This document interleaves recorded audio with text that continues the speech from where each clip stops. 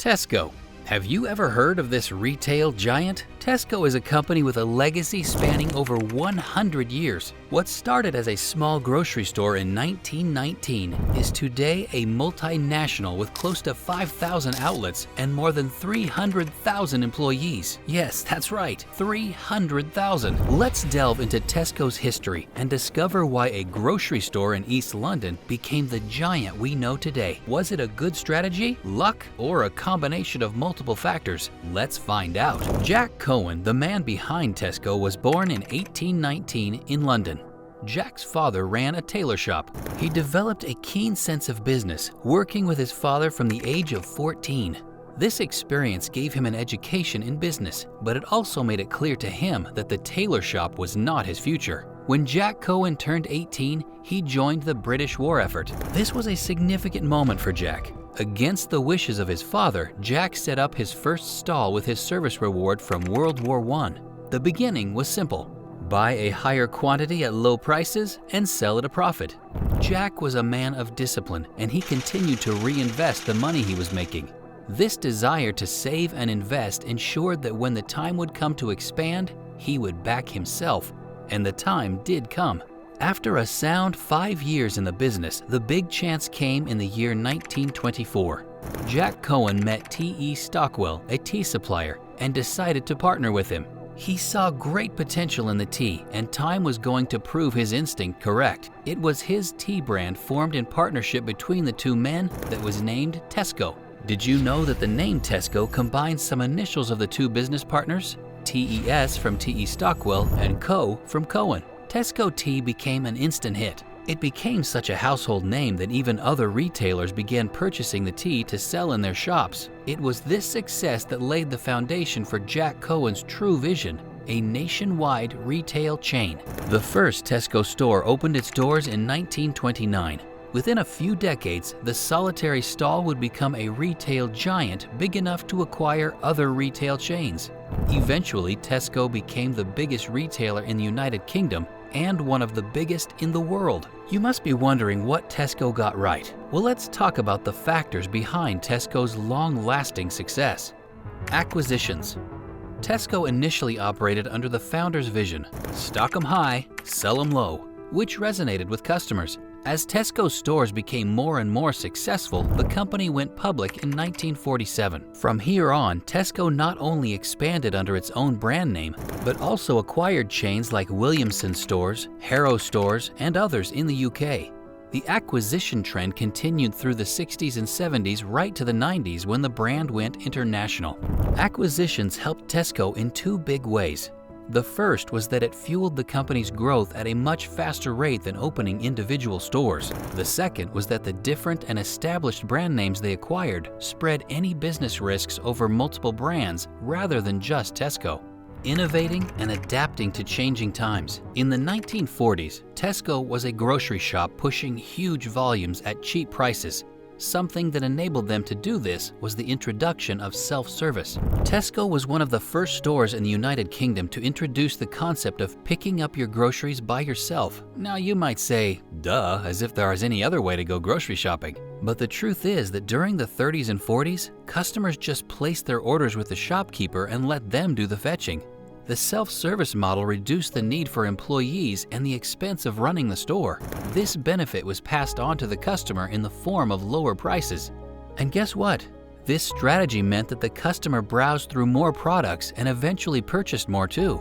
In the 1980s, the computer-maintained inventory system was introduced to allow for better inventory management. In the same decade, Tesco introduced new express outlets. These small stores are located in multiple locations and continue to cater to the on-the-go customers who appreciate speed and convenience. Today, Tesco believes in high-quality products and services at reasonable prices. Their products are customer-centric. The in-store shopping experience has become inclusive with aids available for customers with disabilities. Another example of modern-day adaptation is Tesco's commitment to becoming a more sustainable and eco-friendly business. The company has a huge fleet of electric vehicles and is working towards powering all its stores through renewable energy sources only. Tesco's commitment to adapting and innovating remains as strong as it was years ago. Clubcard Loyalty Program. In February 1995, Tesco became one of the first companies to launch a loyalty card. The concept was simple: spend more, register the purchase on your card, and earn more rewards.